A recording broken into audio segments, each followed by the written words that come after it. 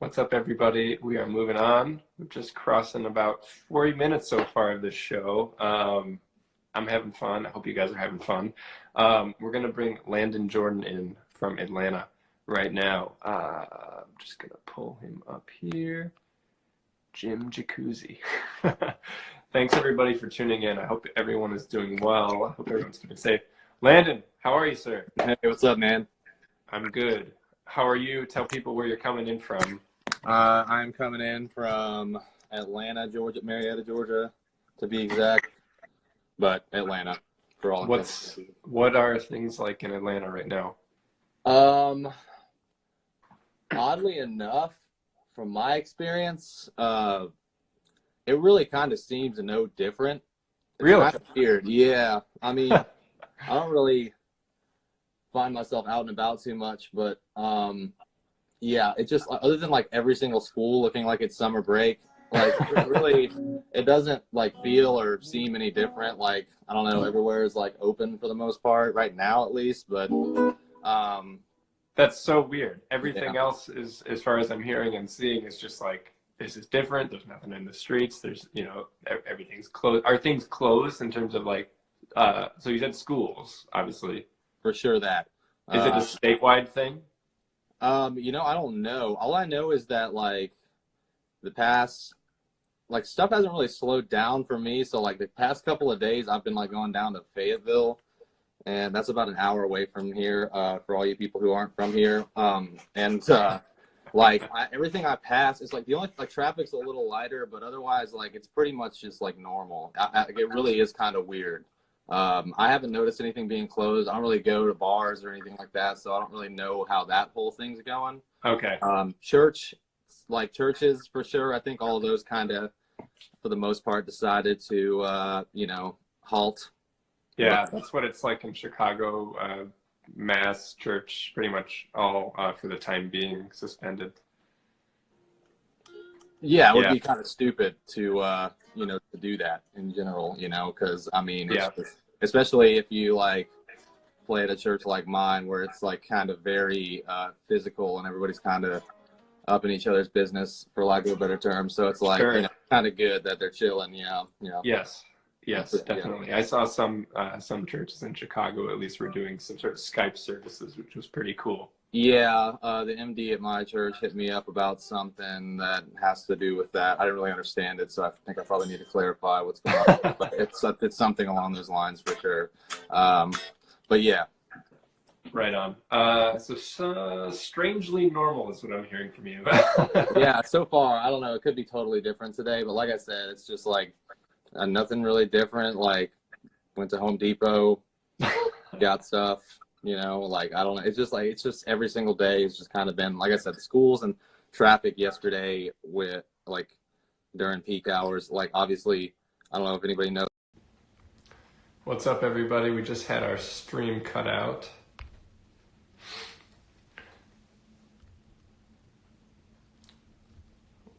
What's up, everybody? We just had our stream cut out. We're going to start it back up here. Bear with us just a second as we're getting the stream going back again. We actually only had it drop one time, so this is pretty good. I'm having Landon in the chat here. What's up, everyone? Hey, man. That was cool. That was really cool. The only time it's cut so far. And it's, of course, me. Yeah, it just followed me, I guess. Yeah. All right. Well, I want to keep the show moving here. I've been asking everyone in the show what their quarantine album is. So this is the idea being that like a desert island, you can only have one record for the rest of your life, except this is just a little more gracious. It's just during quarantine. So there is an end in sight. It's just pretty long.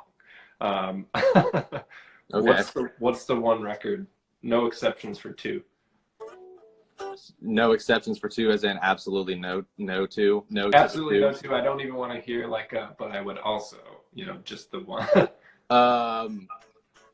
Yeah, I mean, like, I'm pretty, I'm always listening to new music and I find stuff that I like, but mine kind of remains, I think, like this would go from like my Desert Island album in general too.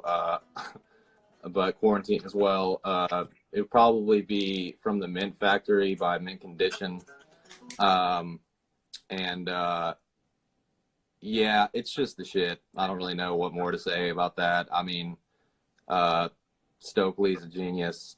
And if you ever want to get into synth bass, or if you like the sound of amazing synth bass, listen to that album, because it's pretty much how to play a Model D 101, like how it's done. Yeah. What are the guitar tones like on that? Pretty much like most like R&B pop Minneapolis type of things. So like maybe a little bit of chorus, like stereo deal. Like a lot of it's kind of, it's that kind of super classy. Yeah. So, but yeah, it's like, it's got some funky elements to it. But it's really not about the guitar at all. I'm like the worst guitar player, like as far as like doing guitar player things. So like it's like rare for people to like music these days, like to just like the music and like not be like focusing on any like prowess. I have to contradict you, because I mean the time we met in person, the first time we met, I think was at NAMM a couple years ago, and you were at the Soundslice booth and guitar in your hand, and you were going through parts, just like parts of records, nailing them. Oh God, I mean, yeah. And I remember just thinking like, oh dang, that is sweet. Like that's that part. Like you, that's why I just beg to differ. Like in terms of guitar player stuff, like I feel like you own that so well. Yeah, I mean, it's. I appreciate that, thank you. But like, it's more of like, just, I don't know, great music is great music for a reason, and like whether or not there's a guitar tone in there or not is like irrelevant. But like when there is guitar, like on all the Michael Jackson stuff and Prince and Jesse Johnson and all these guys who are just like unbelievable rhythm guitar players who lay down all the parts on those records, and even like as simple as the stuff on like Luther Vandross and stuff, like it's like one of my favorite guitar parts of all time. Yeah, I could like listen to that all day. Like I just think that's like the best, like one of the best guitar parts of all time. But like just stuff like that, and like whether it makes the song like that particular one or not, it's just so cool to like find, and it's like a little treasure hunt, if there's a guitar part in there that you kind of didn't hear before or whatever. It's just like, it's kind of like you're getting another piece of the puzzle every time you get to like find one or like learn one or totally really figure it out. Yeah, it's just fun. I've heard some people describe those kind of parts as like if a song had a tattoo. If a song was a person, the song and it had a tattoo, that tattoo would be that part, because it's so identifiable to that song. Like it's part of the arrangement, and it's just part of who that person is. Like that tattoo is such a part of them. It'd be like a face tattoo, though. It'd be like yeah, I feel like it would almost be. You could probably make like a way bigger argument for the fact that it's an article of clothing, because the outfit doesn't happen without one piece of the clothing. Right, maybe like that, because it's like I explained this to a student one time, and I was showing him a multi-track for like. I forget what exact song it was. Oh, it might have been like "Shake Your Body," the Jacksons. And there's like a guitar part in there that's just like kind of way tucked back, and you can't really. It's not exactly right in the forefront, and it's really hard. It's kind of hard to hear. It's hard to hear beyond just like that's almost what it sounds like. It's a percussive element, and like. And it was like, well, why is it even in there? And then like I mute it, and then it's like, oh, that's why. Because like because you notice it when it's gone, like, and that's like one thing that like all this stuff serves a reason. It's a part of the song for a reason, and that's why that goes into the argument of why it's so important to play parts and play records, and especially if you're trying to do it for a job, and like play the songs live, but also for that matter, being able to craft new ones for the new music that's coming out. Right. You know? So you have to like have a frame of reference for kind of where that's come from, just like you have to have like a frame of reference for vocabulary of like jazz and whatever other kind of style of music there is. So right on. That makes total sense. And part of, I wanted to ask you in terms of asking you a little bit more about kind of your transcription approach, because I wanted to have you talk a little bit about that as kind of a mini lesson during this period. You and I have chatted about transcribing a bit before, and knowing how dedicated you are to parts. I was asking you once, like, did you ever get in the middle of a transcription that you just like could not stand anymore? Like you were halfway through it and you're like, why am I doing this? Like, what is the point? I don't actually enjoy this anymore. And you just had some interesting stuff to say about it. I don't want to spoil it and speak for you, but like, would you just talk a little bit about your own transcribing journey a bit? And I'm hoping that imparts some wisdom. Sure, yeah, I'll try to not sound like an idiot, but like mainly, I just think, I mean, I started transcribing for like difficult stuff because like at one point, I'm not really so much about playing the guitar for any other reason other than like the fact that, I mean, obviously it's my livelihood, it's how I make a living, and but it's also like I'm way more interested in like the functional aspects of it, and like in the context of like a band nowadays, and just what it does, and like less about shredding and doing the coolest stuff in the world. That's all great. I do love it, and there's still stuff I'll listen to, but I'm way more about those functional aspects, like we were talking about a minute ago. So like, but when I was like first starting out, and it'll tie into like how I am now about it. Like when I was first starting out, I was trying to learn like really cool licks and stuff like that, like Brent Mason and all that stuff. Like I think that's kind of where I first started out. Like I was a blues player initially. Like I was just into that, and like it was just like any other kid, and like Stevie Ray Vaughan and it's like Jimi Hendrix. Like, wow, okay, cool. And I luckily, like all that stuff, it was like kind of, I was figuring that kind of stuff out on my own because it's kind of hanging out in like the general areas, like the pentatonic boxes or whatever. Yeah. I was kind of figuring that stuff out pretty easily. How were you doing it? Was it a CD you had that you were just like back up, back up, back up? Like how are you actually trying to put those sounds into your hand at the time? Yeah, well, it was a kind of like I was like kind of screwing myself at the time. I didn't really know because it was like the Band of Gypsies album, and like I listened to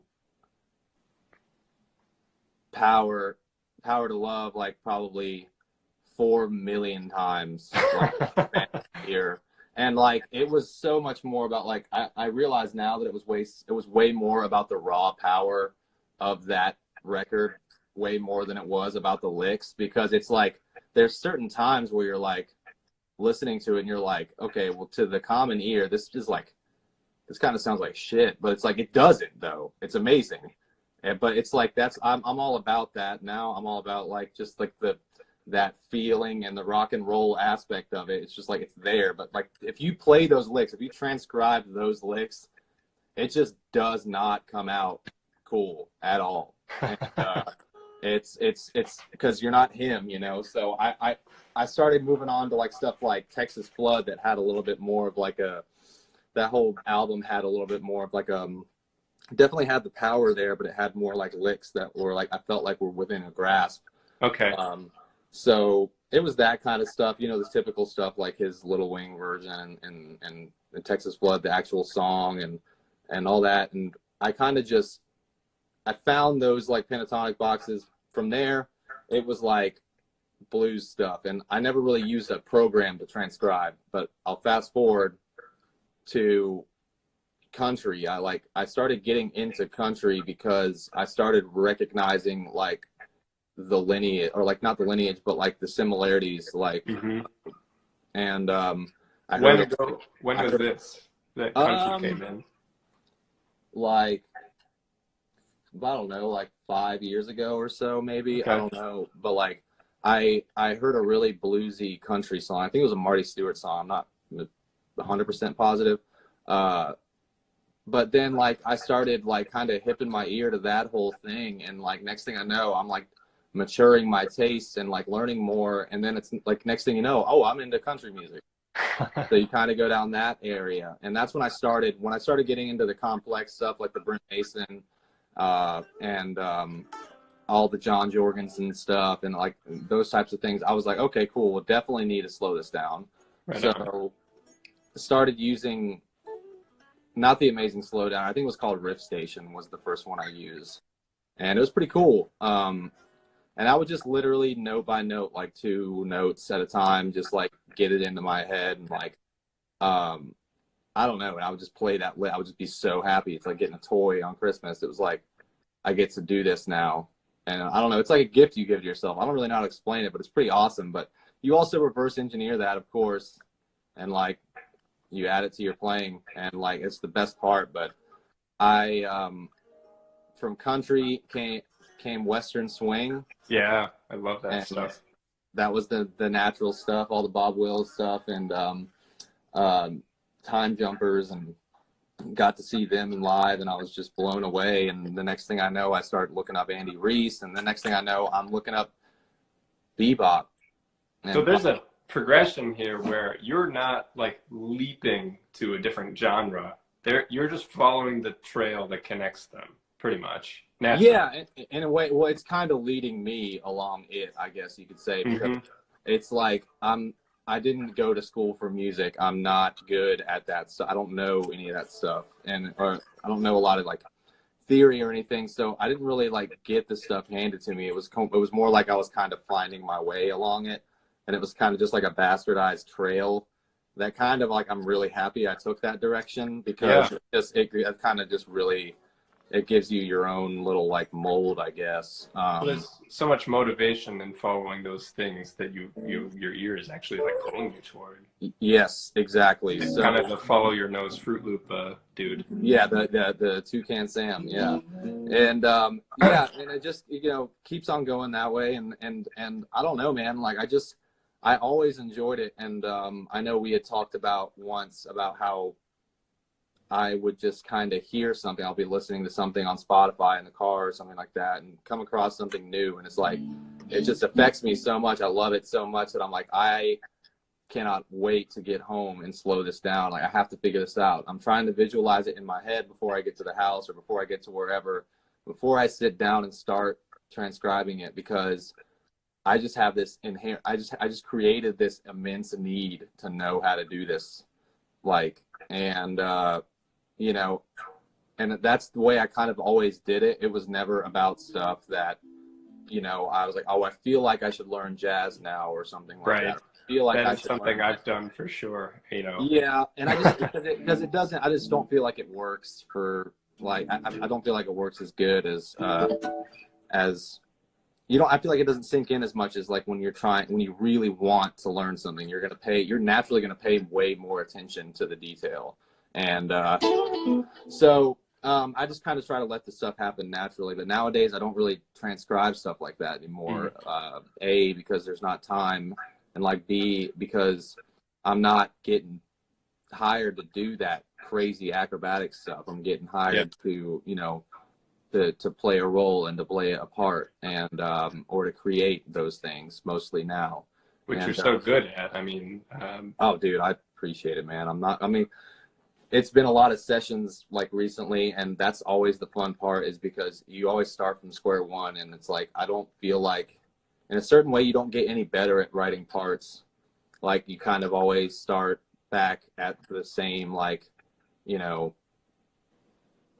nothing state, and then you have to create it out of thin air and make it work. So right on. And somebody just asked for a sweep picking exercise, and that's definitely that's way above my pay grade. So I'm gonna let you go soon, but before I do, in this weird time, what's the best way people can support you or musicians in your circle right now?